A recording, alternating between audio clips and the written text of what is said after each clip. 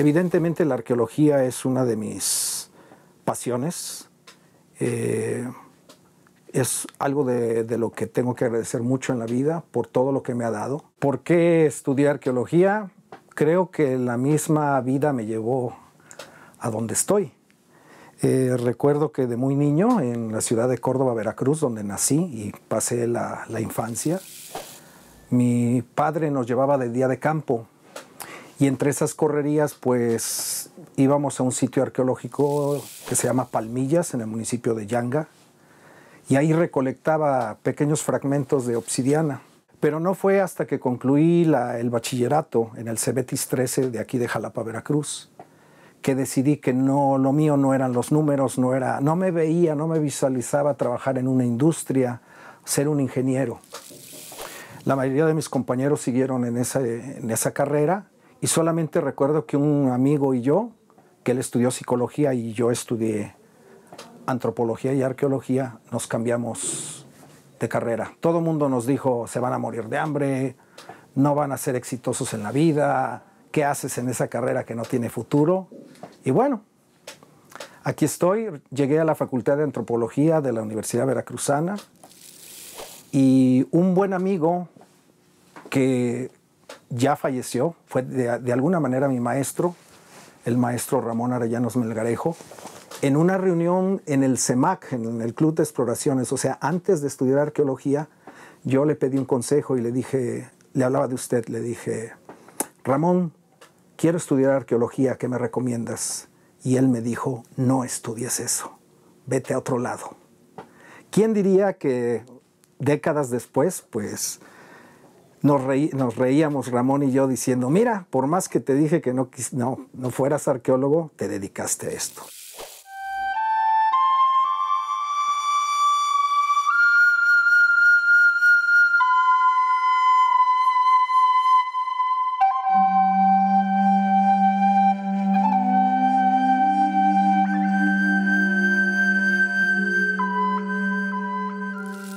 He trabajado de todo. Aquí a mí no me dicen en qué no trabajé en arqueología. Desde palear tierra en una excavación arqueológica. En mis primeras prácticas de campo, por ejemplo, que iniciaron en 1988 en Teotihuacán, donde yo pensé que iba a trabajar en el futuro. Dije, me gustó Teotihuacán, yo voy a ser un arqueólogo que trabaja en Teotihuacán. No, nunca pasó. También trabajé en Oaxaca y pensé que iba a trabajar en Oaxaca, en Monte Albán, en Mitla. No pasó. Tuve también otras prácticas de campo aquí mismo en Veracruz, en Loma Iguana, en La Villarrica. Pero fue hasta 1990, en el proyecto arqueológico San Lorenzo Tenochtitlán, donde realmente inició mi labor como arqueólogo. Fundamentalmente San Lorenzo Tenochtitlán fue muy importante para mí porque yo llegué como estudiante y terminé como un coordinador de proyecto.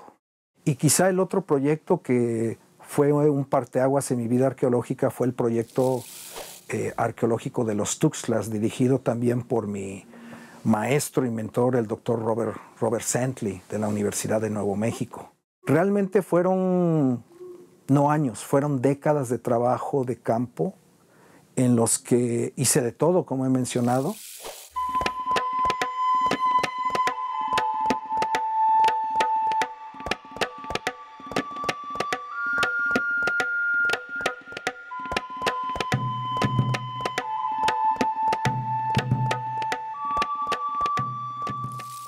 Mi labor arqueológica se ha enfocado más en el reconocimiento de superficie, es decir, el recorrido pedestre, o sea, a pie, cruzando X tipo de terrenos. Y eso, como lo he mencionado, me permitió conocer o estar en lugares que hoy serían impensables estar o que ya no existen, desafortunadamente, ¿no? Me da mucha nostalgia cuando a veces paso en algún lugar donde ahora hay una carretera y antes había una vegetación prístina, o un arroyo, un estero limpio y ahora está contaminado. Pero bueno, son los gajes del oficio en la cuestión del llamado progreso. En cuanto a la excavación arqueológica, también la hice la hice de menor manera, yo diría que como un 80-20, un 80 el recorrido, un 20 la excavación, pero tuve la fortuna de en San Lorenzo, Tenochtitlán, excavar varios monumentos olmeca, como el que está aquí atrás de nosotros, el monstruo de la tierra, y que realmente pues se cumple un sueño de los que en algún momento nos vemos reflejado en la figura de Indiana Jones para estudiar arqueología. O sea, descubrir algo, una tumba, una pirámide, un monumento. Y pues a través de décadas de experiencia, de trabajo en el campo, en los laboratorios, en diferentes proyectos de investigación, en diferentes países, me ha permitido conocer y tener experiencias de vida más que académicas en lugares que jamás pensé. Un ejemplo, y hace rato lo platicábamos, es Japón.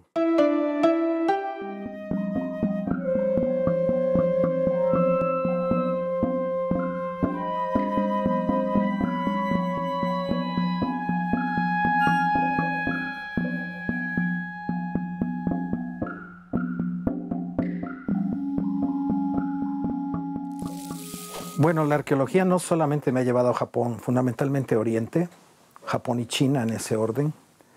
Y fue en 2010 y 2011 en que tuve la oportunidad de colaborar con dos universidades, la Universidad de Kioto a través del profesor Minami y de la Universidad de Nagoya con el profesor Ito, para realizar una ambiciosa exposición sobre los Olmeca en 5 ciudades japonesas. Los orientales son muy de expresar el asombro con un o en lugar de un a como nosotros. Pero quizá un ejemplo que a mí se me quedó muy marcado fue cuando montamos una cabeza colosal olmeca en Kioto, que la televisora japonesa, la NHK, grabó un pequeño spot con la música de Misión Imposible, porque realmente fue una labor titánica la que tuvimos que hacer para montar la cabeza colosal más pequeña que tenemos, la cabeza colosal número 4, dentro del recinto del Museo de Kioto.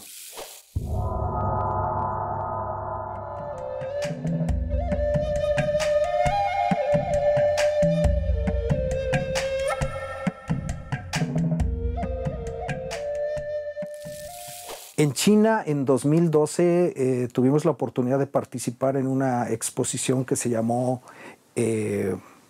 Culturas del Jade, una exposición también muy ambiciosa donde se comparaban los jades de Mesoamérica y los jades de China, que no tienen rival. Los jades de China no tienen rival con ningún tipo de manifestación en este tipo de material de mineral, pero que permitió que también China, la cultura china, se interesara por México, por Mesoamérica.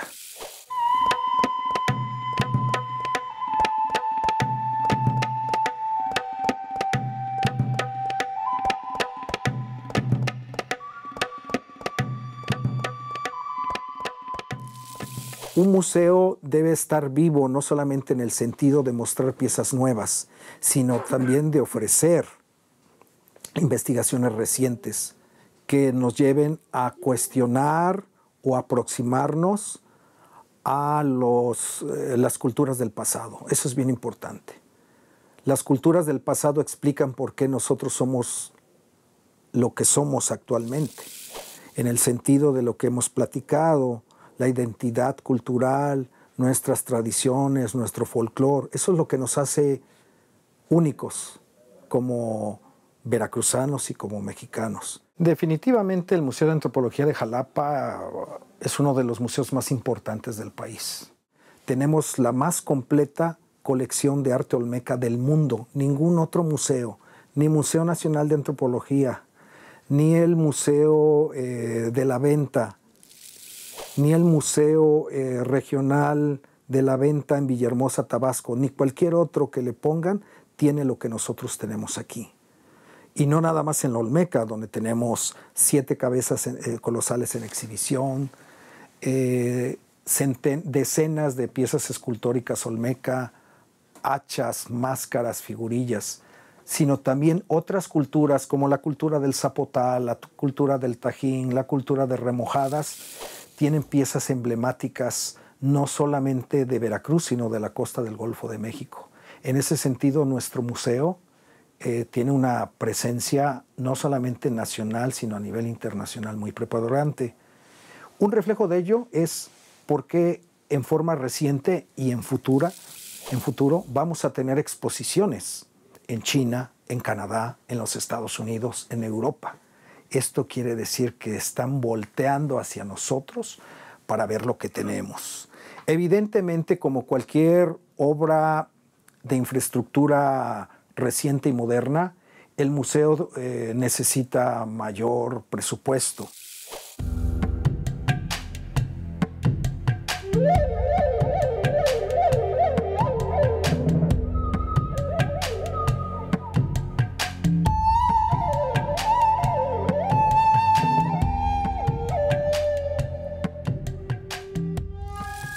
Casi a la par de los últimos proyectos, entré a dar clases en la Facultad de Antropología de la Universidad Veracruzana, particularmente en la entonces especialidad de arqueología, hoy carrera de arqueología, y eso también me permitió que me fuera yo haciendo pues un académico, un docente, un maestro. Fue muy difícil también. Cada año tengo el contacto con nuevos estudiantes y para mí es muy motivante recibir a chavos que vienen con todo el ímpetu, las ganas, la ilusión de estudiar esta carrera.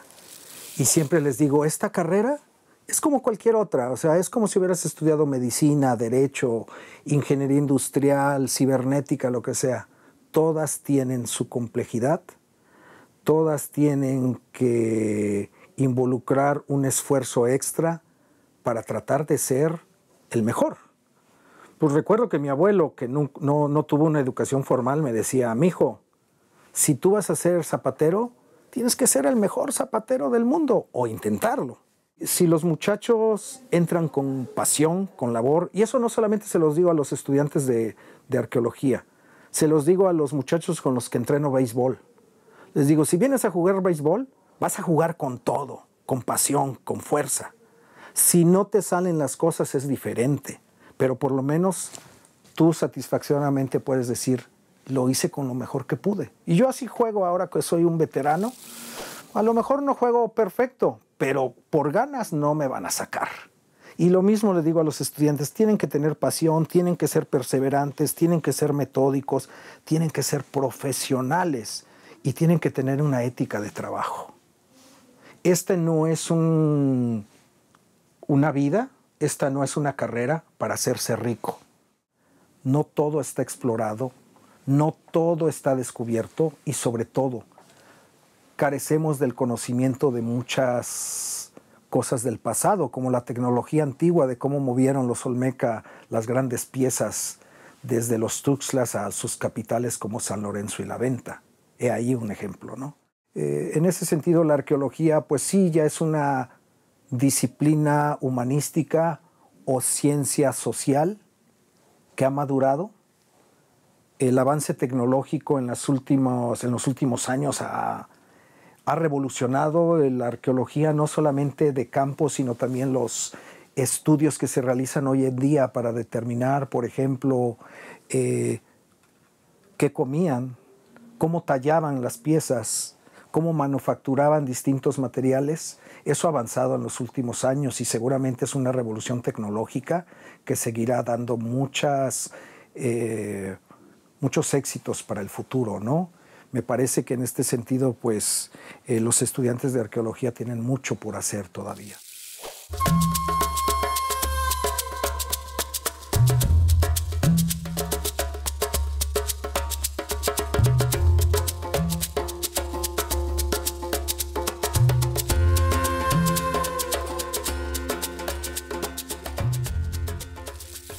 La arqueología va más allá de los hallazgos espectaculares. Creo que una de las principales satisfacciones que te deja la arqueología también es la publicación de los resultados y difundirlos, porque de nada sirve que publiquemos un libro solamente para especialistas si la comunidad, la gente común no entiende, y no entiende porque no tenga la capacidad de aprendizaje, sino porque muchas veces los arqueólogos nos hemos dedicado a escribir y a platicar para nosotros mismos. Es una situación que yo sí he criticado. En ocasiones también he pecado de caer en ese sentido de ser demasiado especializado en algo y tener un léxico muy difícil de entender para el público en general.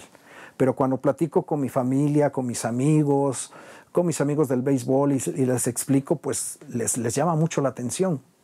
Visitar cualquier país y que puedas tener un acercamiento a la arqueología e historia del mismo es fundamental. Pero creo que una de las razones más importantes de la importancia de la arqueología, valga la redundancia, es el conocimiento de tu propio pasado y que ese reconocimiento, valoración, conocimiento de tu pasado te dé una identidad cultural. O sea, decir, soy mexicano, y con base en ese conocimiento, ese conjunto de ideas, tradiciones, etcétera, es lo que nos hace a nosotros ser lo que somos, una cultura muy especial a nivel mundial. Mi maestra Ann me decía, de nada sirve que hayas recorrido 1000 kilómetros si no lo escribiste, si no diste resultados, si no investigas. Y realmente así es. Esta es una labor compleja que implica mucho compromiso también. Mucho compromiso contigo mismo, con tu familia, tus amigos y con la comunidad. Que seas un arqueólogo honesto. Y sobre todo también yo lo veo con algunos colegas, que no solamente seas un arqueólogo, que seas un antropólogo y sobre todo que seas un ser humano. Una vez platicando con alguien le dije, si a un señor, a un muchacho de San Lorenzo lo dejan en medio de la selva, él subsiste, él sobrevive. Y no los Rambos que vemos en la televisión. O sea, realmente yo veo que así debe ser la labor arqueológica. Es una parte significativa para conocer tu pasado, pero para mí, para la esencia, es sobre todo para ser un ser humano, un buen ser humano. Porque este es un paso a seguir para el futuro, ¿no? Y como lo he mencionado, regresar a San Lorenzo, allá me dicen Beto, y me digan, Beto, vente a comer un tamal de mojarra, tómate una cerveza. Para mí eso es lo que más satisfacción me ha dado. También platicando con una colega que está por jubilarse, le dije, es que mi vida arqueológica se va a acabar, entre comillas, pero mi vida como Roberto Luna Gómez, el teacher, o como quieran llamarme, va a seguir adelante.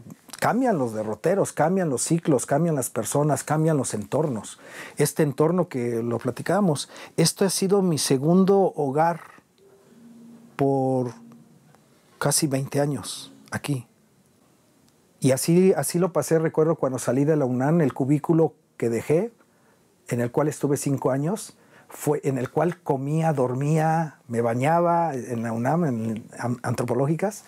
Fue también como un poco triste despedirse, pero eso se tiene que acabar, ¿sí? Y vendrán otras cosas. Mientras Dios me dé vida y salud, pues seguiré adelante, ¿no? Haciendo arqueología, haciendo y jugando béisbol, subiendo montañas, etcétera, etcétera.